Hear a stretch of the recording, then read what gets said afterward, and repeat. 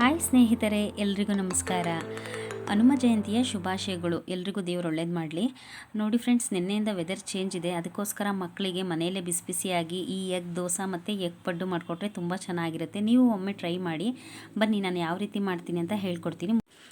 ನೋಡಿ, ಇವಾಗ ಮೊದಲನೇದಾಗಿ ನಾನಿಲ್ಲಿ ಎಗ್ ಪಡ್ಡು ಮಾಡ್ತಾಯಿದ್ದೀನಿ. ಎಗ್ ಪಡ್ಡು ಮಾಡಲಿಕ್ಕೆ ಇದು ಬೇಗ ಈಸಿಯಾಗುತ್ತೆ. ಒಂದು ಬೌಲ್ಗೆ ನಾನು 3 ಎಗ್ನ ತೊಗೊಂಡಿದ್ದೀನಿ. ನೋಡ್ತಾ ಇರ್ಬೋದು, 3 ಎಗ್ ಹಾಕ್ಕೊಂಡಿದ್ದೀನಿ.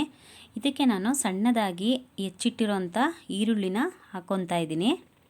ನೋಡಿ, ನೆಕ್ಸ್ಟ್ ನಾನು ಅಚ್ಕಾರದ ಪುಡಿನ ಒಂದು ಅರ್ಧ ಸ್ಪೂನ್ ಹಾಕ್ಕೊತೀನಿ. ಬೇಕಿದ್ದರೆ ನೀವು ಹಸಿಮೆಣ್ಸಿಕಾಯಿ ಹಾಕ್ಕೋಬೋದು.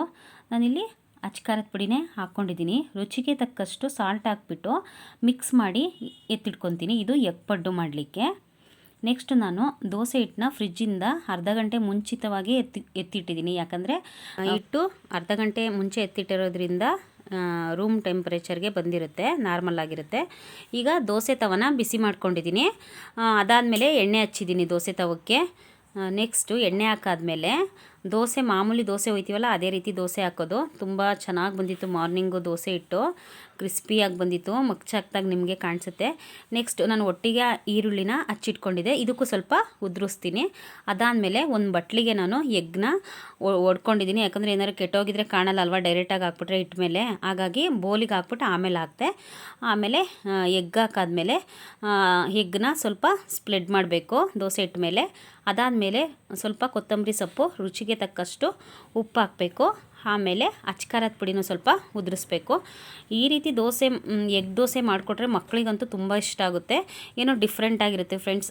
ಸಂಜೆ ಟೈಮು ಮಕ್ಕಳು ಸ್ಕೂಲಿಂದ ಮನೆಗೆ ಬಂದಾಗ ಈ ರೀತಿ ಸ್ನ್ಯಾಕ್ಸ್ ಮಾಡಿಕೊಟ್ರೆ ಮಕ್ಕಳಿಗೂ ಕೂಡ ತುಂಬ ಖುಷಿಯಾಗುತ್ತೆ.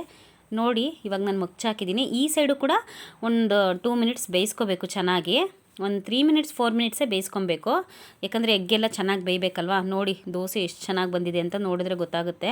ಮಾರ್ನಿಂಗ್ ಇದಕ್ಕೆ ನಾನು ಆಲೂಗೆಡ್ಡೆ ಪಲ್ಯ ಮತ್ತು ಕಾಯಿ ಚಟ್ನಿ ಮಾಡಿದ್ದೆ, ತುಂಬ ಚೆನ್ನಾಗಿತ್ತು. ನೋಡಿ, ಎಗ್ ದೋಸೆ ರೆಡಿ ಆಯಿತು. ತುಂಬ ಚೆನ್ನಾಗಿ ಬಂದಿತ್ತು.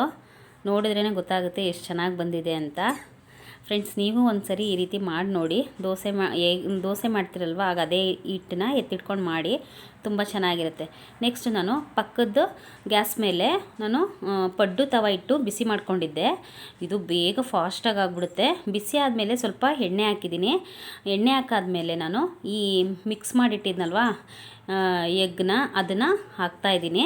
ಒಂದೆರಡು ನಾನು ಇಲ್ಲಿ ಮಾಮೂಲಿ ದೋಸೆ ಇಟ್ಟಿತ್ತಲ್ಲ, ಅದಕ್ಕೆ ಸ್ವಲ್ಪ ಈರುಳ್ಳಿ ಸಾಲ್ಟು ಹಾಕ್ಬಿಟ್ಟು ಇಟ್ಟಿದ್ದೀನಿ. ಎಗ್ ಪಡ್ಡುನೂ ಅಷ್ಟೇ ತುಂಬ ಚೆನ್ನಾಗಿರುತ್ತೆ. ನೋಡಿ, ಈ ಎಗ್ ಪಡ್ಡುನ ತುಂಬ ಚೆನ್ನಾಗಿ ಬೇಯಿಸೋದೇನು ಬೇಡ, ಅದು ಬೇಗ ಬಂದುಬಿಡುತ್ತೆ ಎಗ್. ನೆಕ್ಸ್ಟ್ ಈ ಕಡೆ ಪಕ್ಕದಲ್ಲಿ ಮತ್ತೆ ದೋಸೆ ಮಾಡ್ತಾನೇ ಇದ್ದೀನಿ ನಾನು.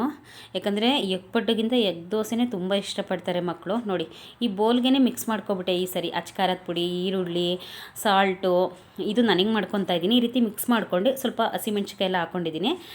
ಚೆನ್ನಾಗಿ ಒಂದು ದೋಸೆ ಇಟ್ಟ ಮೇಲೆ ಸ್ಪ್ರೆಡ್ ಮಾಡ್ತೀನಿ ಎಗ್ನ. ತುಂಬ ಚೆನ್ನಾಗಾಗುತ್ತೆ ಫ್ರೆಂಡ್ಸ್.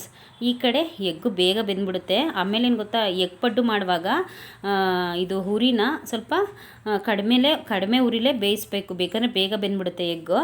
ಹಾಗಾಗಿ ನೆಕ್ಸ್ಟ್ ಈಗ ಎಗ್ ಬೆಂದಿದೆ, ಅದನ್ನು ನಾವು 2 ಸೈಡ್ ಬೇಯಿಸಬೇಕು.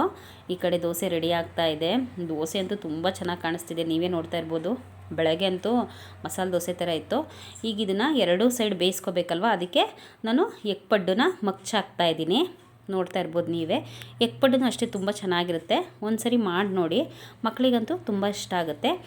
ಇದೇ ದೋಸೆ ಹಿಟ್ಟಲ್ಲಿ ಮಾಮೂಲಿ ಅದೆಲ್ಲರಿಗೂ ಗೊತ್ತಿರುತ್ತೆ, ಕ್ಯಾರೆಟು, ಈರುಳ್ಳಿ, ಸ್ವಲ್ಪ ಸಬ್ಸಿಗೆ ಸೊಪ್ಪು, ಕಡಲೆಬೇಳೆ ಎಲ್ಲ ಹಾಕ್ಬಿಟ್ಟು ನಾವು ತರಕಾರಿ ಪಡ್ಡುನ ಮಾಡ್ಕೋಬೋದು. ಅದು ಚೆನ್ನಾಗಿರುತ್ತೆ. ಅದು ನೆಕ್ಸ್ಟ್ ಟೈಮ್ ಒಂದು ಸರಿ ತೋರಿಸ್ಕೊಡ್ತೀನಿ ನಾನು. ಇವತ್ತು ನಾನು ಈ ಎಗ್ ಪಡ್ಡು ಮಾಡಿದ್ದೀನಿ. ಪಡ್ಡು ತುಂಬ ಚೆನ್ನಾಗಿ ಬಂದಿತ್ತು. ಈಗ ನಾನು ಮಕ್ಕಳಿಗೆ ಜೊತೆಗೆ ಹಾಲು ಬಿಸಿ ಮಾಡಿದ್ದೆ. ಇದಕ್ಕೆ ನಾನು 1 ಸ್ಪೂನ್ ಆರ್ಗ್ಯಾನಿಕ್ ಬೆಲ್ಲ ಹಾಕ್ತೀನಿ. ಅಂದರೆ ನನ್ನ ಮಕ್ಕಳು ಸ್ವಲ್ಪ ಆರ್ಗ್ಯಾನಿಕ್ ಬೆಲ್ಲನಾದರೂ ಹಾಕಿ, ಶುಗರ್ ಹಾಕಿ, ಒಟ್ಟಿನಲ್ಲಿ ಹಾಲು ಅಂದ್ರೇ ಇಷ್ಟಪಡ್ತಾ ಇಲ್ಲ. ದೊಡ್ಡವರಾಯ್ತಾ ಯಾಕೋ ಮಕ್ಕಳಿಗೆ ಹಾಲೇ ಇಷ್ಟ ಆಗಲ್ಲ. ಅವರು ಕೂಡ ಕಾಫಿ ಟೀ ಕುಡಿಯೋಕ್ಕೇ ಇಷ್ಟಪಡ್ತಾರೆ. ಅದಕ್ಕೆ ನಾನು ಈ ರೀತಿ ಸ್ನ್ಯಾಕ್ಸ್ ಜೊತೆನೇ ಕೊಟ್ಬಿಟ್ರೆ, ಇಲ್ಲ ಹಾಲು ಕುಡಿಲೇಬೇಕು ಅಂತೇಳಿ ಕುಡಿಸ್ತೀನಿ. ನಮ್ಮ ಮಕ್ಕಳೇ ಹೀಗೋ ಅಥವಾ ಏನಕ್ಕಂತಲೇ ಗೊತ್ತಿಲ್ಲ ನನಗೆ, ಮಕ್ಕಳು ಬೆಳೀತಾ ಹಾಲೇ ಬೇಡ ಅಂತಾರೆ. ಅದೇ ಈ ಹಾರ್ಲಿಕ್ಸು, ಬೂಸ್ಟು ಹಾಕಿದ್ರೆ ಕುಡಿತಾರೆ, ಅದು ಹಾಕ್ದೇ ಕೊಟ್ಟರೆ ಕುಡಿಯೋದೇ ಇಲ್ಲ ಅಂತಾರೆ. ಫ್ರೆಂಡ್ಸ್ ಪಡ್ಡು ತುಂಬ ಚೆನ್ನಾಗಿ ಬಂದಿತ್ತು ಮತ್ತು ಎಗ್ ದೋಸೆನೂ ಅಷ್ಟೇ ತುಂಬ ಚೆನ್ನಾಗಿ ಬಂದಿತ್ತು. ಒಮ್ಮೆ ನೀವು ಟ್ರೈ ಮಾಡಿ ನೋಡಿ, ತುಂಬ ಚೆನ್ನಾಗಿರುತ್ತೆ. ಯಾರೆಲ್ಲ ನನ್ನ ವಿಡಿಯೋ ನೋಡ್ತಾ ಇದ್ದೀರಾ ನನ್ನ ಚಾನಲ್ನ ಸಬ್ಸ್ಕ್ರೈಬ್ ಮಾಡ್ಕೊಳ್ಳಿ. ನನ್ನ ವಿಡಿಯೋ ಇಷ್ಟ ಆದರೆ ಒಂದು ಲೈಕ್ ಮಾಡಿ friends. Thank you for watching video.